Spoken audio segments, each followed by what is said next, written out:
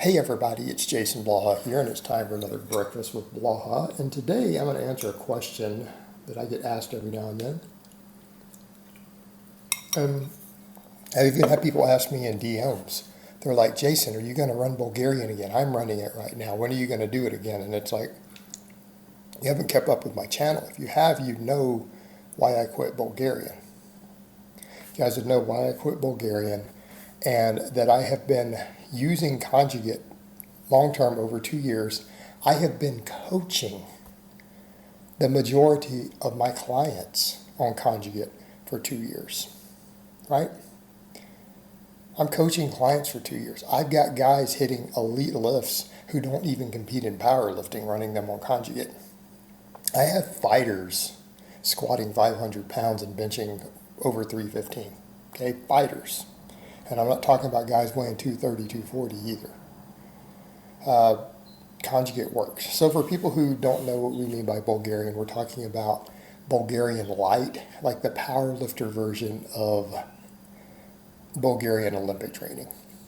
And essentially the idea behind it is ultra high specificity, meaning you come in and you squat to a training max, which is going to be pretty close to your true max once you get used to Bulgarian, every single day. Every day, the first thing you do is ramp up to a max. And when people who run Bulgarian, because there's manuals and books on it, note is that usually before long, if you've been doing it a while, your training max is within 3% or less of what you're going to hit in competition, because you're just peaked all the time. And then you maybe do some other heavy maxes like benching. I was doing pull-ups, overhead press, stuff like that. And then you do a little bit of accessory work, and then maybe deadlift once a week, right? The problem is it keeps you peaked for maximum strength. The injury rate is high because of overuse. It's not like conjugate where we're rotating maxes all the time. You're maxing on the same lifts because it's supposed to be about high specificity.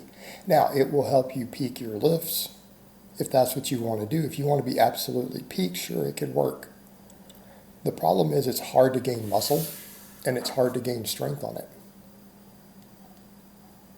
You just do not have enough work there to gain muscle. And usually the people who are successful at Bulgarian tend to use very heavy doses of stuff, because again, you can gain muscle without as much hypertrophy training. And I try to tell guys that they don't grasp that. The research is overwhelming. You don't really even have to train to gain muscle on things when they're in the mix. I'm not saying you don't gain a lot more if you train, but it's not necessary. So we come back over to how much hypertrophy training do you do? Well, you don't have to have as much, especially if we're just focused on just pure maximum strength. Or they get really fat. And what happens, any training when you're bulking puts muscle on you. If you're willing to be 30% body fat, you'll keep gaining muscle even on low volume, right? Because you gain muscle without even lifting if you get fat. This is, again, study after study has found this. People who get really fat gain a lot of muscle, purely from the activity, even if they're sedentary. Those are the people who excel on it. And what I found is that it was grueling. I ran it for 7 months, and it's absolutely grueling. I used to start dreading squatting every day. Like when I would wake up in the morning, the first thing in my mind, once I've been doing this for a few months, was, man, I have to squat today. And you just get this feeling in the pit of your stomach. And even if you don't squat for another 3 hours, it's on your mind the entire time. You are not looking forward to it, because you get to a point where it's like, I'm going to have to squat to a max.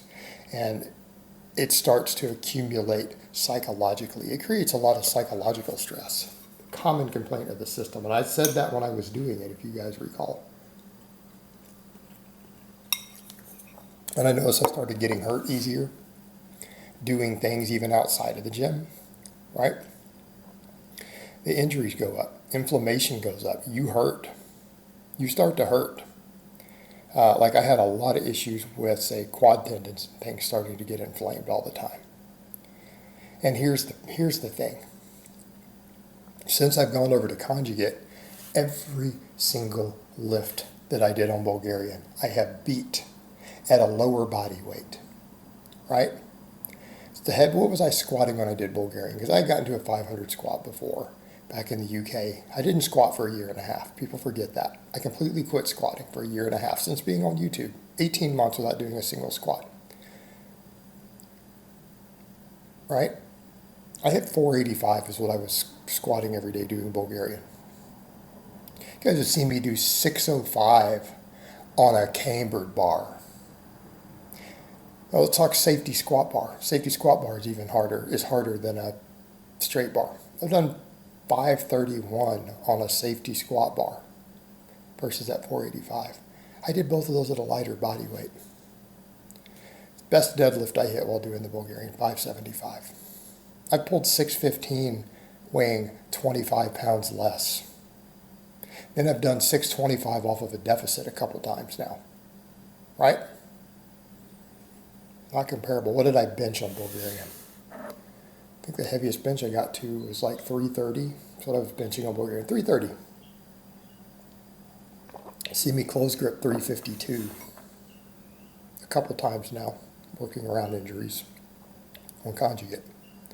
All of them at a lighter body weight. The only lift that I have done better on was the overhead press.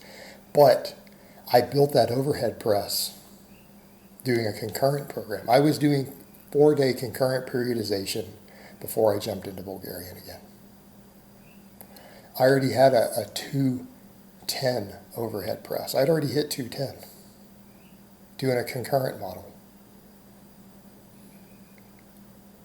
Best I think I got to on the Bulgarian was 227.5. 17 and a half pounds. I have a feeling as I continue to do all this overhead pressing and incline work on conjugate, I'm going to catch that and pass that again as it all comes back up. So the question I would ask to those saying, why don't you run it? Because it doesn't work as well. It's grueling. It's psychologically taxing. So far for me, conjugate is more fun, lower injury risk, you feel better, you gain more muscle, and you still do max effort work. That's the thing that even Louis Simmons has addressed this when he originally started putting all the conjugate material out to the public. It's like, look, we implement the things that worked from a dozen training systems. The things that really worked, we found what elements work in those training systems, and he incorporated it and meshed it together into the way that he periodizes in a conjugate and concurrent manner. It's like we max out every week. We get the real benefits of Bulgarian, and that's frequent maxing. Well, if you're maxing 2 days a week, you don't have to max 6 or 7, right? You still get good at maxing, but we rotate lifts so you don't get hurt. Takes the injury risk way down, because maxing on the same lift over and over is how you actually get hurt. It's overuse related.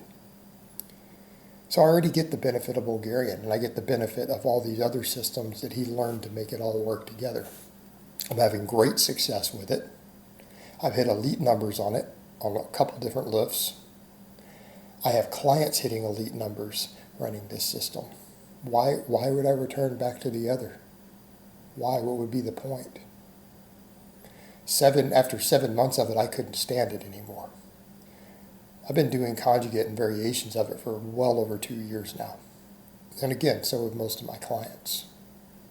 There's no point. All right, guys, well, that's really all I have to say on that today. I hope it's been informative, and I will talk to you guys next time.